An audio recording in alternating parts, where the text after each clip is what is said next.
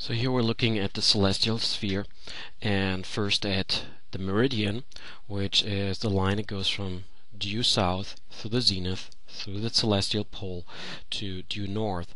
Its advantage for observing is that stars that are on the meridian are at their highest in the sky, and we look, for example, at Betelgeuse and Rigel, which are beneath the 30-degree line above the horizon, or the moon, which right now is about 45 degrees.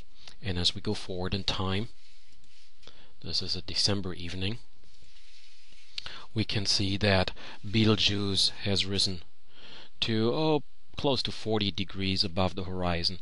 Rigel is at 20 degrees at its highest. Notice also that Sirius, the brightest star in the sky, is rising to its highest in the sky, which is only 15 degrees actually in Alaska. And the moon is over 50 degrees up here on this particular December night.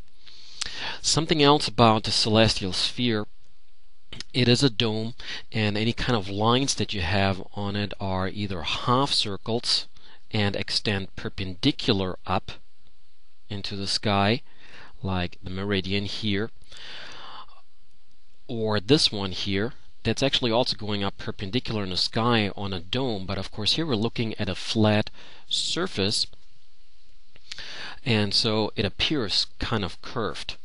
The others, these lines here, would be nice circles going all around the sky, not as curved as this here. As I say, we're looking at a flat surface, while the celestial sphere in reality is a dome.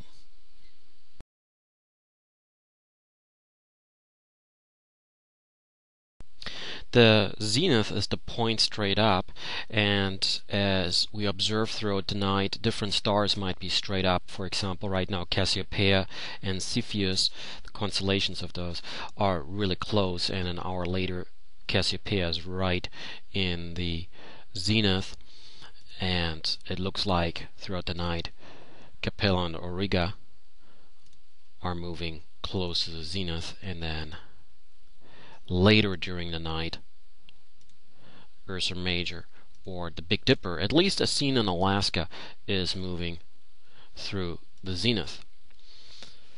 And depending on your location, you might have other stars going through the zenith. So it's kind of a flexible point. That means lots of different stars are going through the zenith. The zenith itself is the point that's fixed above your heads.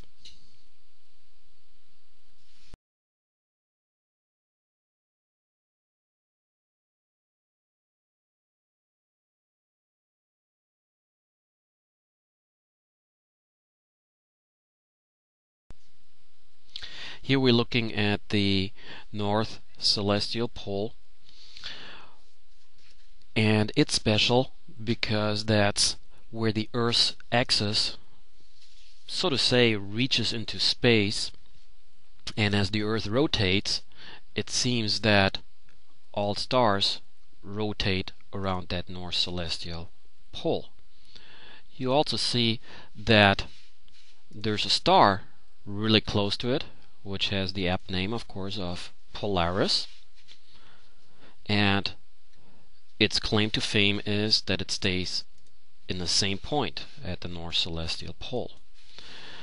Notice that the Polaris here, or the North Celestial Pole, is not the same as the zenith. The zenith is the point straight up, and stars are moving through it. At the pole, there is a fixed star, which is Polaris,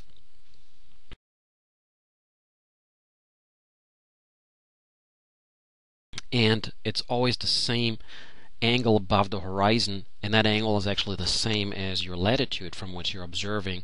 In my case, it's 60 degrees above the horizon. I think you can see that if this is straight up here, it would be 90 degrees, and this looks like 2/3 of it, which is 60 degrees, and that's indeed my latitude on the Kenai Peninsula in Alaska.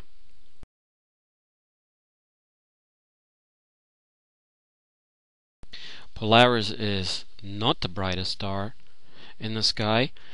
It is only famous because it's so close to the pole.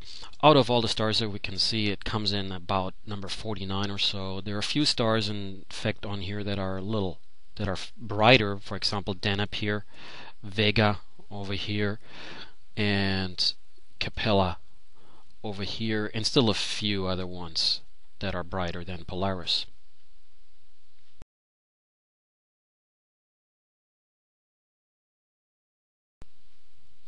Here I went to the next evening sky. So again, we're looking at Polaris here. And I want to look at what constellations are circling around Polaris and they never set. So notice that, for example, Ursa Major, which is the Big Dipper, close to the northern horizon, never sets. Ursa Minor, which of course is a Little Dipper, Polaris is part of that, never sets. Draco, Cygnus, Cassiopeia, Camelopardalis, never sets. Andromeda, Perseus. So there are circumpolar stars and constellations that never set. By the way, I'm also not showing all the constellations here. That would be a little bit of an overkill. So I took a few out, a few fainter, not so easily recognizable constellations, just to clear it up a little bit. I forgot about Camelopardalis, which is also a pretty faint constellation.